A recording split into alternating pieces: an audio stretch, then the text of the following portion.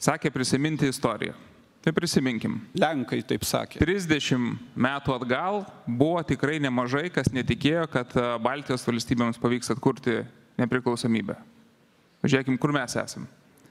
2 metai atgal daugelis netikėjo, kad Ukraina turi šansą atremti Rusijos kariuomenę. Pažiūrėkim, kur šiandien mes esam. Tikėjimas yra ypatingai svarbus tam, kad mes nepasiduotume rusiškos propagandos linijai, kad viskas yra prarasta. Šiandien mes turime tikrai stovėti aiškiai ir tvirtai, nes toks legitimizavimas, kad kaimynas jėga gali atsiplėšti dalį kitos valstybės teritorijos ir tuomet didžiosios galios patvirtins tą gabaliuką, tik dar kartelį užtvirtina tikimybę, kad po keliarių metų ateis atplėšti iš kitų kitą gabaliuką. Mūsų interesas yra visiškai priešingas.